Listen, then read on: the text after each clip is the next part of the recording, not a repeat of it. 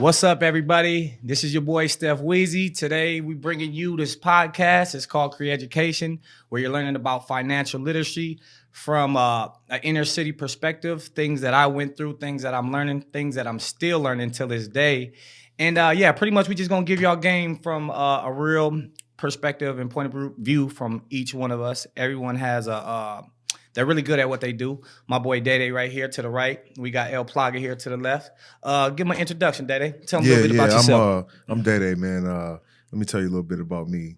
I'm also new to this financial intelligence aspect, to where you actually learn what to do with some of the things you should have been learned in your life, as far as us in our early 30s, and being able to know where to take our intelligent level to utilize it in where we can see what credit is and see how it affects us in our lives, and see how we should buy a house and see how we can flip properties and all the things you heard of. And it's just it's amazing to finally be able to utilize some of the tools you were supposed to in your life, and when you feel them come to fruition and really affect your life like you now. And you'll see. Something you have to see. Yeah, and like, just to throw this out here, like, quick, like, what I know about credit, a lot of people don't even know what credit is and how to utilize it. So just the basics of credit. Like, I just talked to a friend the other day, and he's 30 years old, and he said he never checked his credit score one time in his life.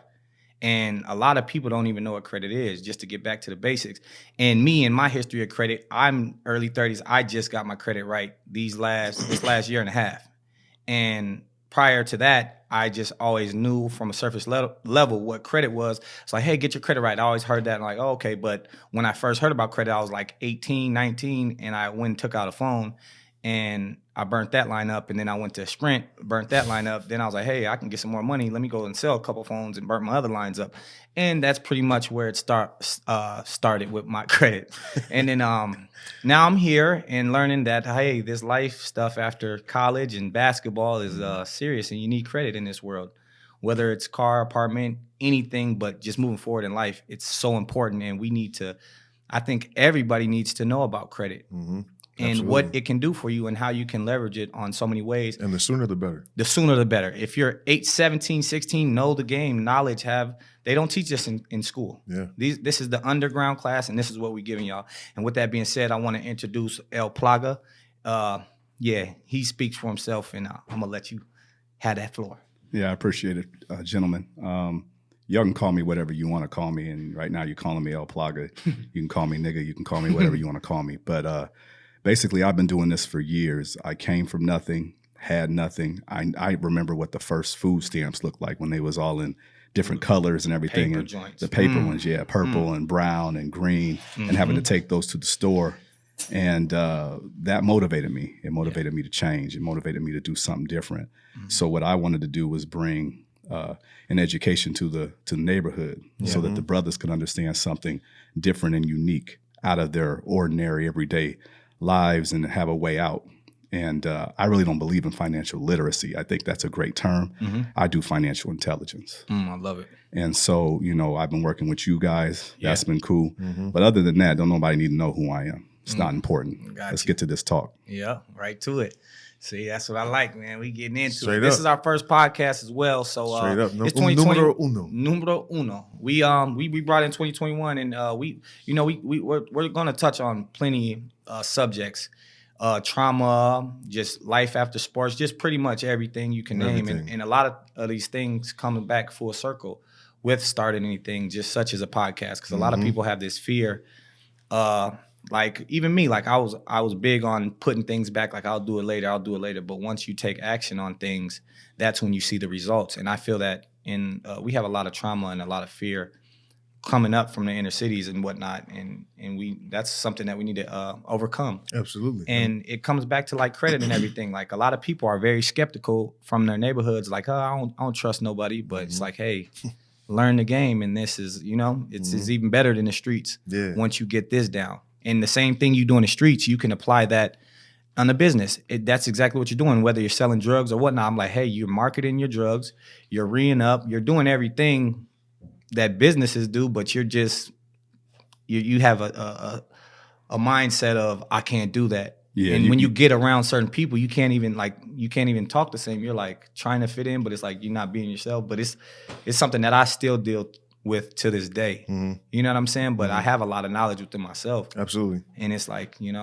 got the right mentality. You just got the wrong product. Yeah. You know, a lot of individuals growing up, I think the hood has changed in many ways, but one thing that hasn't changed is the effect of the trauma generationally over and over again and how we see money. You know, I know we're talking about credit today, but the first thing you got to understand is what is money, what is its origins, and where did it come from? We don't really go that deep into that. It's real history with it. You know what I'm saying? If you go back in time, you know, in history, I'm not going to start quoting dates and shit because this is not what we're here to do. This isn't the after school special for the National Geographic. But what you start to look at what they did back in the day with the gold. Yeah. And it started with the goldsmiths. You had pounds and pounds and pounds of gold. You couldn't carry that shit around with you every day. Right. So what did you have to do? You take it to a gold repository or a place to store it. And then when you put your gold in there, what are they giving you back? A receipt. Paper, yeah. Right? Notes or something like, hey, you gold's in here. Yep. It's a form of ledger. It's a form of record. Yeah. So when they give you that form of record, you carry that form of record around with you. And what if you got a situation that comes up in the outer range? So now you can lend them your receipt or let them hold your receipt, and it becomes a promissory note. Oh, gotcha. So I don't know about the people listening right now, but open your wallets and look at the top of that shit. What does it say? Oh, wait. It's a Federal Reserve note. And that is a form of promissory note. So when we get into these things about credit, I want you guys to realize that credit is a derivative of what we know as money. And money is just a fucking promise. Gotcha. That's deep. I'm gonna have to Here's go with Google some a couple of knowledge them of words. Yeah, that's real. Yeah, straight up. And back in the day, like from my understanding, because I took a little class, a trading currency class, and I had to learn the basics. And they was like back in the day, they used to exchange, like like cattle. Like, hey, I have like this. barter? Like if I came to you, like, hey man, you got them. You know how to build this. You got this house, and I got this food. They barter. Exchange, yeah, barter. Yep. So let's exchange it. So that was like currency, a form of currency back in the day. If I'm correct, There's still barter exchange companies here now that are booming. You know, we'll be talking about those later down the line, but there's still opportunities for that. You know, but that's a form of exchange as well. You know, it's just another note, just another. Hey, you make shoes, I got shirts. Hey, you need shirts, I got shoes. You know, it's just an exchange. And to be honest, man, our people they're already used to the premise of money. yeah, Like I said, and when we go back to the subject that you mentioned, I'm glad you mentioned trauma. Trauma takes us to a place that doesn't allow us to truly engage with the opportunity that we're supposed to have. We're not really see things. Yeah, we're not really connected with how we're actually supposed to live. Yeah. And then you go into all the depths of history. Even before the civil rights movement, you go back even before that when they had redlining. You can't get property, you can't get access to shit. And if you couldn't get access to shit, well, you're going to find a way to take it. Come on, though. yeah, And that's why we have hoods. That's why we have individuals out here. That's why we have all kinds of drama that creates trauma, and we continuously relive it. And that's why we do dumb shit with our money, like buy shoes. Yeah. yeah. How are you going to have 20 and 30 pairs of shoes, but you barely got milk and shit in your fridge? It doesn't make any sense. And you out here doing whatever you got to do to get it. And I think people got to understand in the hood, if you got money in a bank account, guess what? You a hoe. Period. Now that may not make sense to the listeners right now, but I'm finna break it down. So if your money's in account, how much interest are you getting, gentlemen, off your money for sitting it in their account? 0.00000.0. Yeah, there you go. Right. So look at that. That math don't add up to me. Nope. And if you understand the game in the hood, then you know that that's definitely some pimp shit. Yeah. But I'm gonna tell you one even better. If you ain't got money in an account, you not a hoe. You a bum. Right. Yeah, facts. Because you don't have no record of anything. And if somebody takes it, it's just God. Yeah. So when you look at all these things that our people have been through from a trauma perspective, and you look at the things in the neighborhood, it's not hard to see why there's a miseducation that's kind of happened over time. And it doesn't allow us to engage in things like credit, because the things that we do learn about credit suddenly become taboo. If I get a credit card, that's going to put me further in debt, so I'm not going to touch it. Instead of understanding how to leverage it, how to utilize it. because if you use credit right, it can make you a whole lot of money. Then you're just paying what I call the cost of money. But people don't understand that word. Not to cut you off, but people don't understand that word leverage that you say. Yeah. You know, that you just spoke of. They usually take that in a form of manipulation. So they don't know what that really Well, means. let me break that down real quick, Dede. So manipulation is when you do some shit and only I win. You know, you try to your self-benefit. use somebody's mentality or you use somebody's resources, and then I only win. But when you use the term leverage, we all win. Yeah. We all eat. Right. And I think it's time for our people to get back to a place where we all eat and we all win together. Yeah. And if people understood truly the power of how to utilize credit and leverage it with one another, Yeah.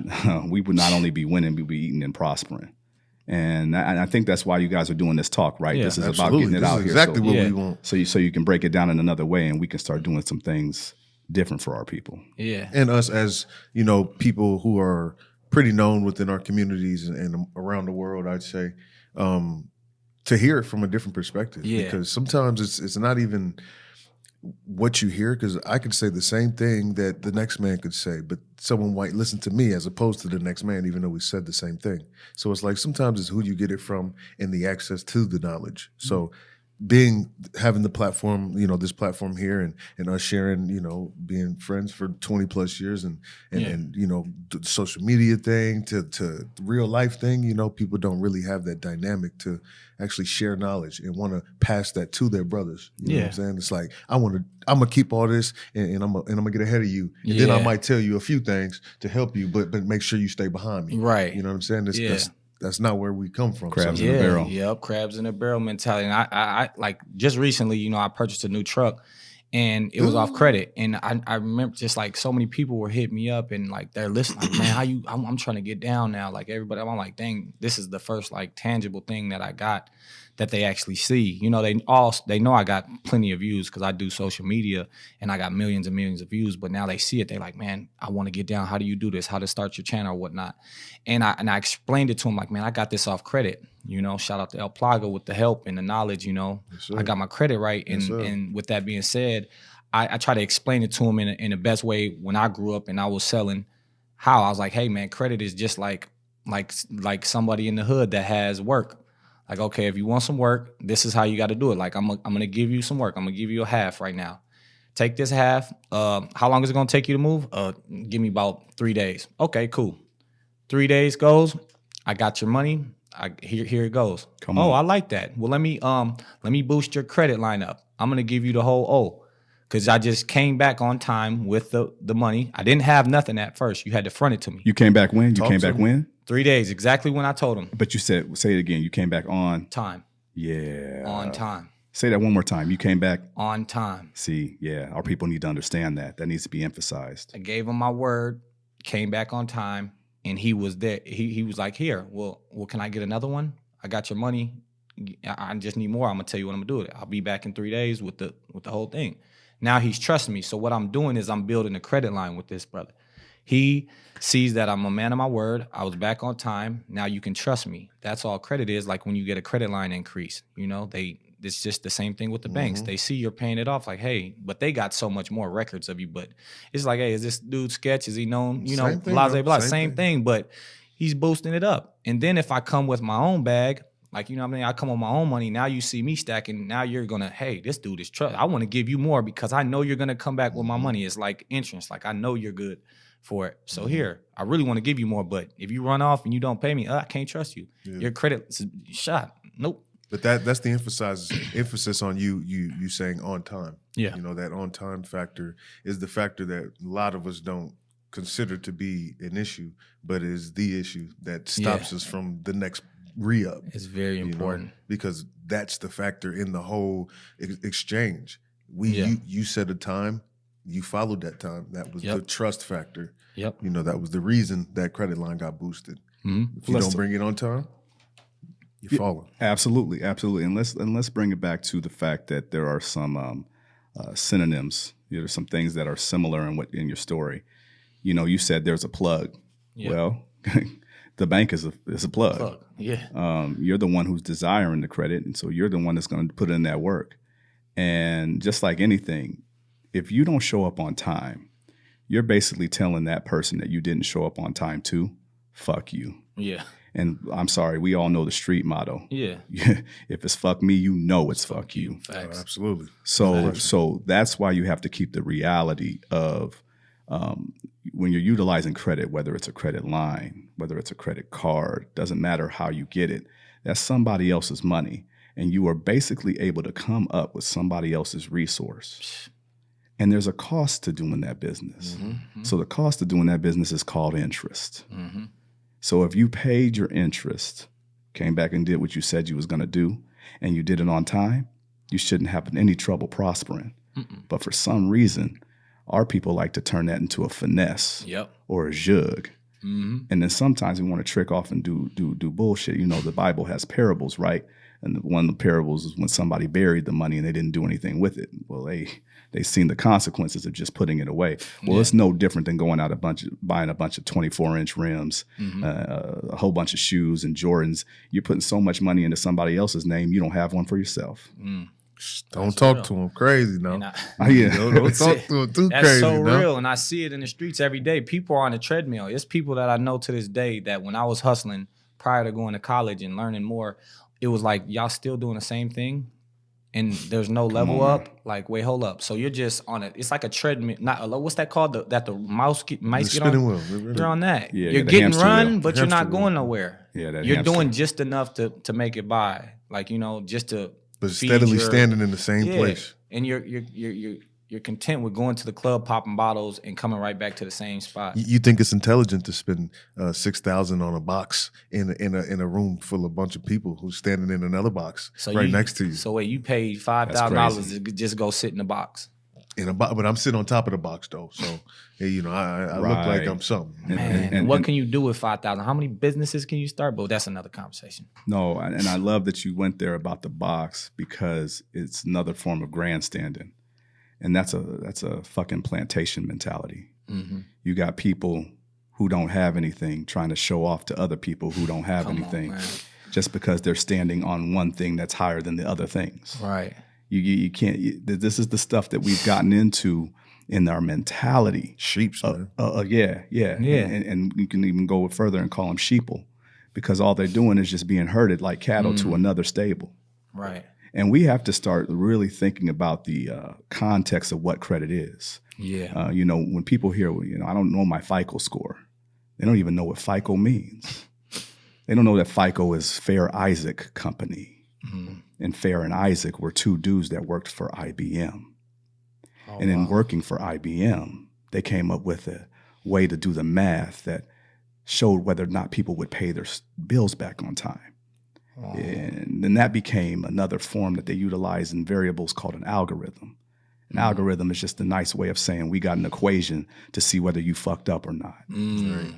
So when you start putting people into this Fair Isaac or FICO, Fair Isaac Company algorithm, and then remember now, if you start to look this up, and I know the listeners are doing this, go ahead and Google this shit. Go ahead and Google it. I don't care. Yeah. And you start to look this stuff up, you start to see, Fair Isaac Company and its origins. Yeah, I don't care what you do. When you look deeper into that, it will tell you a person's race by the patterns in which they spend, by the habits in which they start to form by not paying back on time or paying back timely. And then that gets associated with certain types of socioeconomic status. Then it gets associated with certain types of ethnicities. See, I'm learning. Let me get my pen and write down some notes. No, keep going, man. Don't give me the mic because I'm gonna go off for a second. Come on, that's what they need. So when you look at these things, remember now. I guess I can go a little bit deep. People don't know the same IBM company as the same ones who came up with those numbers that counted Jews to be eliminated. Oh wow. That was a math equation. Okay? Wow. So you got to think about this. You are being calculated in an equation that is literally designed for you to show how trustworthy you are with other people's money. And when you don't do it right and you fail, you get a low FICO score. And that low FICO score goes into another equation, which doesn't allow you to get a loan. Got you. And then it doesn't allow you to get a house. It doesn't allow you to do things that you need to do. You can't get whatever you need to get to help feed your kids. So then you have to go into another form of a system. And then on the next podcast, or maybe in the future, we'll talk about welfare and how fucked up that is. Let's do it.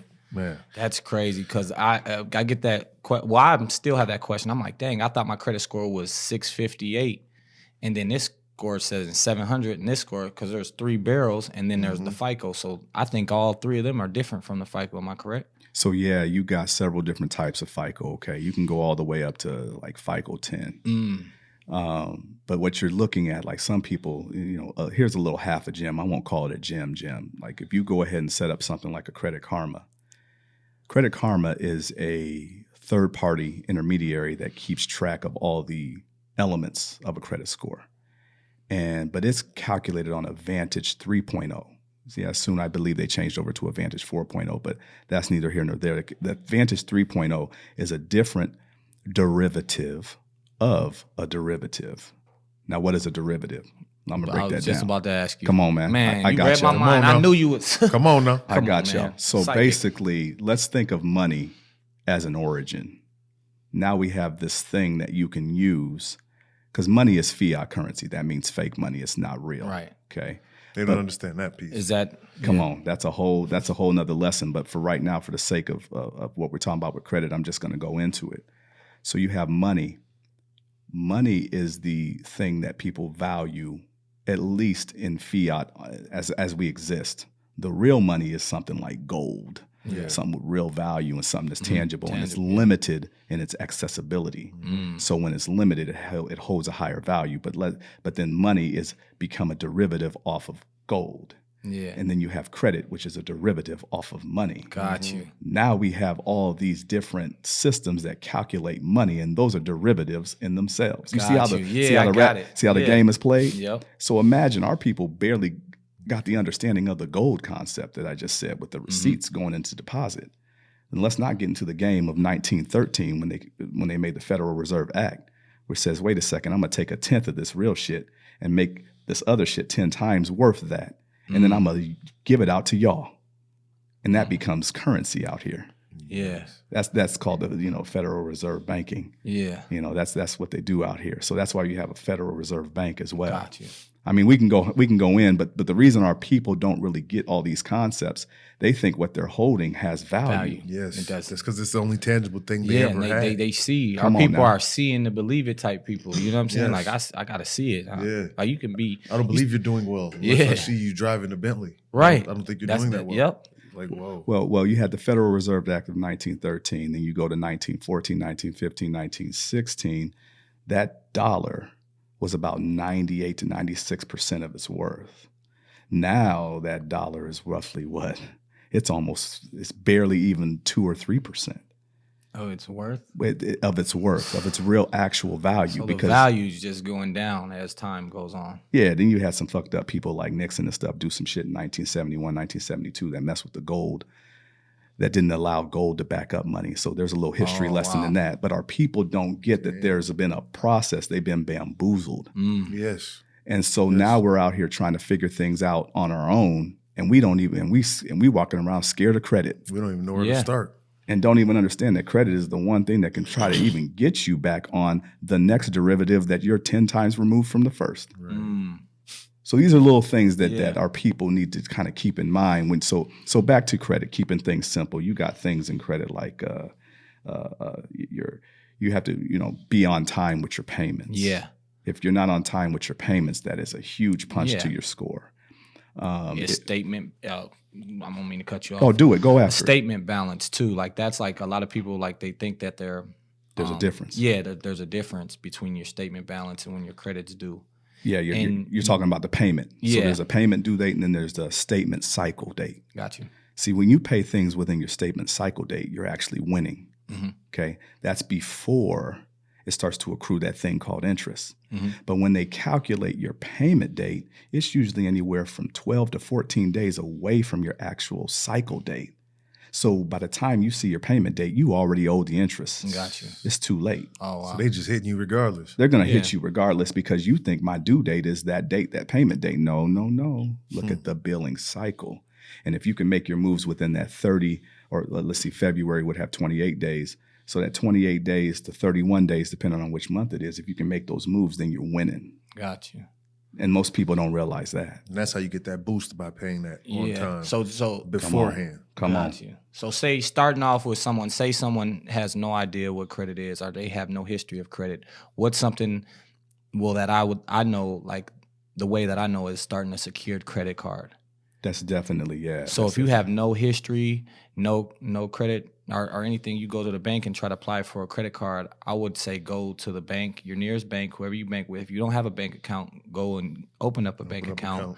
All you need is your ID, I believe, and maybe another form of maybe a social security card. Yeah, so I would bring 2 forms of ID and open up a bank account and start by a secured credit card. And what a secured credit card is you put your own money down. So say if you want a credit card limit for $500, you would put $500 down. What the bank would do is take that $500, but now you got $500 worth of credit on this card. And what you would do is, spend the credit card. If you don't have to, don't use it as much. Use it for like gas, but you want to keep that under 30% utilization. That means if your credit card's $500, you want to keep that to roughly, I would say, 150. Yeah, that's if you're going to do the 30% ratio. If you're going to do a 10%, the magic spot is 7%. See, so the magic spot is anything 7% and below it that keeps your credit going tight. And then the other thing is you want to increase those lines because that's another variable. They want to see a varying ability for you to use your credit. So you have one credit card, and that could be your secured line. Because remember, secured for a reason. Secured means you're securing it with some type of other asset. In that case, it's your own money. Yeah. Because eventually you want to get to the thing called unsecured. Because unsecured means you get some money, you get their money, and you get to pay back interest on their money. And other people's money is the way to go. OPP. And some people, me. So I've been teaching for a little over 17 years now. I teach these concepts in the hood, and sometimes I get some, OGs or whatever. They kind of like, that's fucked up, brother. Why you just using other people's money? I'm like, no, that's the game out here. If you don't have money to do your thing, this is how you do it. And credit paves the way. So when you utilize credit in the right way, you'll win. And that makes sense with what you just said about how you're breaking it down and your utilization. There's several variables. I really don't want to go into all the things that people can Google because there are like 7 different things elements to a credit score that you can look up. I think our goal here is to make sure they understand how to use those elements very well. So having a 7% utilization is extremely beneficial to you. But if you keep it below 30, then you're good. Anything above that, you're going to start seeing a little dip in your number. And this is and that's what adds to your credit score number. Correct. Is use that 7% range. Yep. They add the points, and what I was told was that you want to use something. Absolutely. Because this is what the credit cards they report to the bureaus. Because if you're not using it at all, what are they going to report? It's just going to be a NA. That's why you go. You have use it. You have this those is people how with the banks, no credit history. Yeah, this is how the banks make their money is off of the percentages and whatnot. So that's what keeps them going. And the banks aren't dumb. Everything's about moving money. Why do you think they call it currency? Because it flows. It's supposed to. And it flows like a current in a river, a current in a stream. It doesn't matter. So when you're constantly moving money, that's making somebody money. If you're not doing anything with money, it's stale. It's a puddle. And if anybody's seen a puddle after a rain, eventually either that puddle dries up or things grow in it that ain't supposed to be there. Because it's just stagnant. So you want money to flow like water. You want it to keep moving and cycle through. The issue, though, I think people run into is that they can't keep up with the current that they created in their own stream. Gotcha. So then that makes them... It's too fast. It gets so fast. Oh, wait, hold up. Jumping into Mississippi. I ain't know there's all these currents. I'm going everywhere. and so, y'all goofy. So, and then as that current starts to build up, their head gets underwater. And so now that's an upside down battle because what they forgot about that thing on the end of that billing cycle is that interest. And they're going to keep taxing that interest. They're not going to stop. Most of these banks want to know, or they do know for a fact, that you're going to spend that money and there's going to be some slip ups. And when you slip up, they're getting paid. They counting on that. They are They absolutely can't wait. counting on that. Overdraft fees, they can't wait. They slap me. Whoa, what's hold the up, number? What's the $75? national number? Or like what, $3 billion in overdraft fees?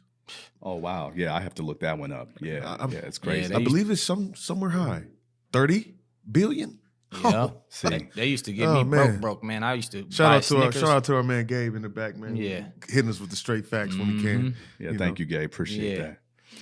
Yeah, them Kit Kats I Hey, used but to to buy go back back in the day. to go back to trauma in that aspect is, as you know, us as young black men especially. I mean, our parents tell us you don't want to owe nobody nothing.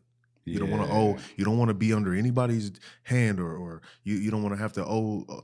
They say owe the white man. You know what I'm saying? Like my mother used to say, "Turn them lights off, keep the white man on my pocket." For real. Now, like as I'm older, I'm like, hey, turn that. You need that light? Why Gabe looked back at us like, huh? Hey, that one eye look back. Y'all trip. But for real, I think that the trauma aspect is huge because, you know, one thing, it's a stigma in our community not to even talk about our trauma. Yeah. So then you got a whole bunch of people not talking about trauma. They're all trying to look amazing in front of one another, and they're all styling. There's a phenomenon that happened towards the 1920s where a lot of black people start to wear flamboyant clothing because it was peacocking. It was showing out. Yeah. Showing that you could. Yep, showing that you could do it. And it became a fad or a phenomenon, but that fad and phenomenon becomes very expensive because then people start spending what they don't have on things that they don't need just to show off to people that they don't even like. And don't know most times. Social Facts. And social media right now is not making it any better because all you're seeing is people's highlights. You ain't sure. see none of the lowlights. I'm like, dang, you got a Bentley too? Whoa. You know, everything is, it's like it's doing something to us. And then, like subconsciously, we're competitively trying to go towards or against what we see to be amongst the people that are doing the best that we see they're doing the best. Yep. And sometimes those people aren't even doing the best. Not at They're all. just showing the best. You know what I mean? Finesse, and that's a whole nother topic right there. Yeah, absolutely. Yeah, Absolutely. for sure. Yeah, and For even sure. work. I don't mean to. I want to go back a little bit about the currency. Like I know that's very huge too, and this is going to be another topic. But like the power of words and a lot of the things, like it's spell words and the things that come out of our mouth and stuff. Man, that's deep. Like that's something that we're going to tap into later That's on deep. in the That's podcast, and I want to touch a little bit about that as well.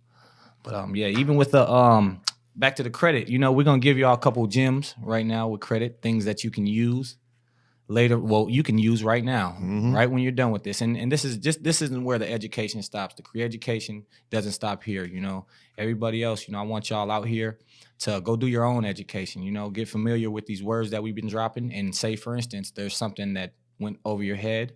Go back and listen to it. Get that word down. If you don't know, you know, study. Figure out what that word is.